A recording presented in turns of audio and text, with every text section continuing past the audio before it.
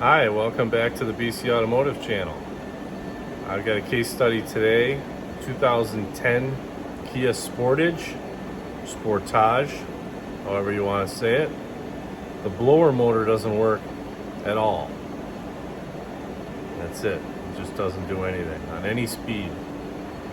We're going to do a couple tests and see what's wrong.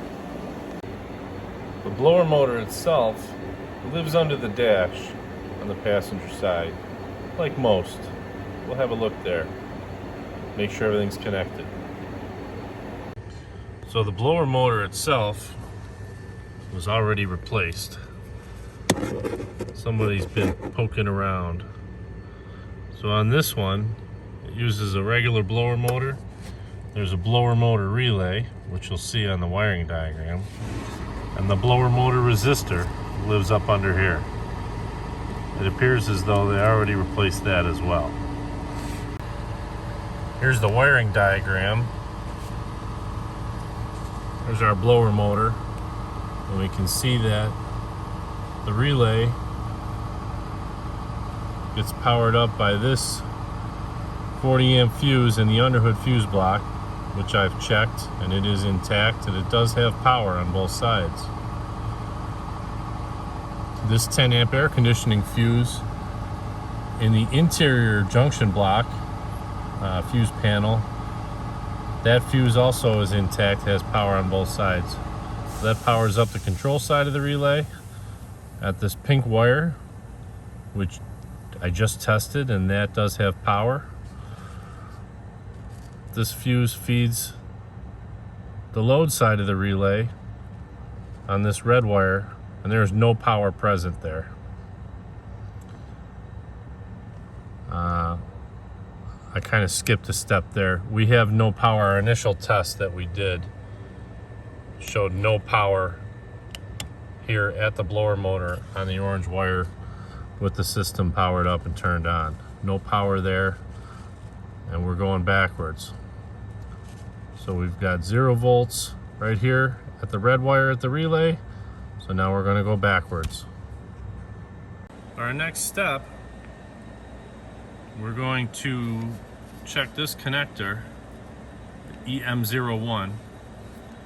We should have power from the 40 amp fuse under the hood on at all times on pin 3, which is a big white wire. And we've got a pin out. If we look up under here,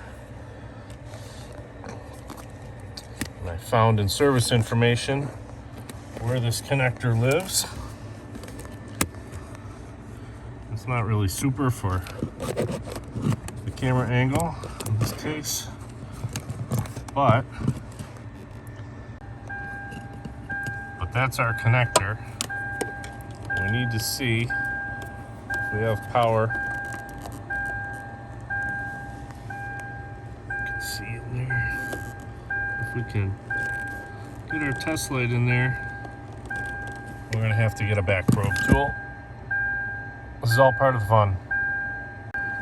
Sometimes you can use one of these little back pin tools on the end of your test light, and it's just enough to reach up in there and touch the back of the wire. The problem is, if there's no power there, you can't quite tell. Let's check this other wire. This other wire's got power. So it would seem as though our white wire that we're checking does not have power. So the white wire that we were testing for power at under the instrument panel had no power. That is a direct power supply with no connectors right back to the underhood fuse block, or engine room fuse block as this one would call it. I did a visual inspection there, and let me show you what we found. So this is our underhood fuse block. I removed it from the body, and right underneath where our fuse is, all I did was crack open the latches to remove the bottom part of the fuse block and unplug these two connectors. This is the one right underneath our fuse. It goes up in there like that, and as you can see, this one wire is corroded right off. I'm not sure exactly how we're going to repair that yet. Obviously, that connector is not going to be available on short notice, so this might be an installation of an external fuse holder, and we'll just put the proper 40 amp fuse in it. As long as that circuit's protected, we can tuck it off to the side and wrap it up. Here's a look at our repaired or replaced terminals. They're just going to directly engage this fuse.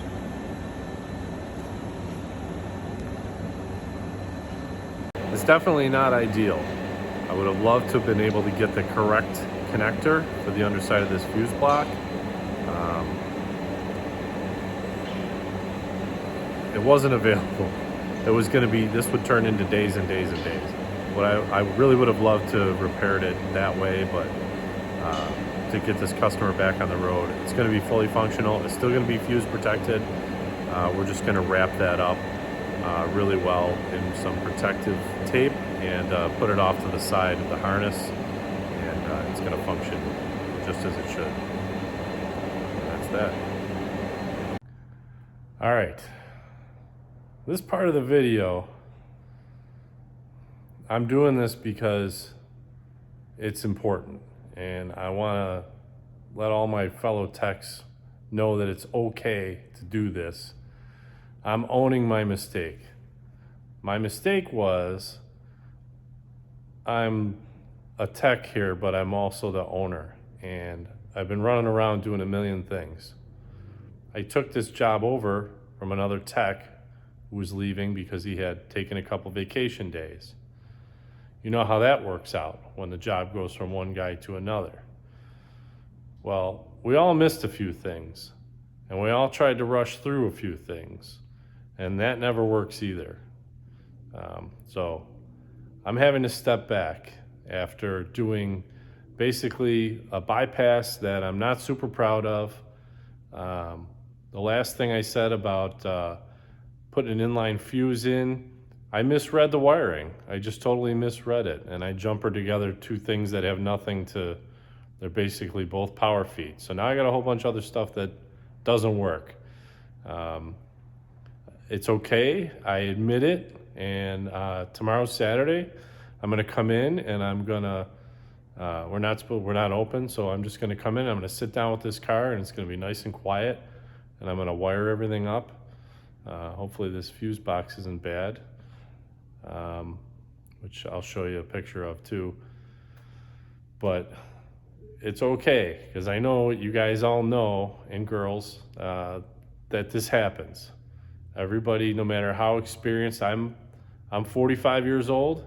I've been doing this for almost 30 years, and I screw up too sometimes. So everybody once in a while gets all wound up and trying to make a deadline, and they fire the parts cannon, and every once in a while they miss something important in a diagram or in a diagnostic chart, and you miss something. You get off on the wrong track and you go down a rabbit hole. That's what I did. So I will update you once I have fixed my screw-ups. And that's not to say that this 12-year-old Kia doesn't have a few surprises in it and didn't have more than one issue, because it certainly did. But I definitely missed a few things, and I'm gonna make them right. So thanks for sticking with me through this one. I just wanted to wrap it up and let you know, while I don't have any other photos or video, I hope you understood what I was talking about.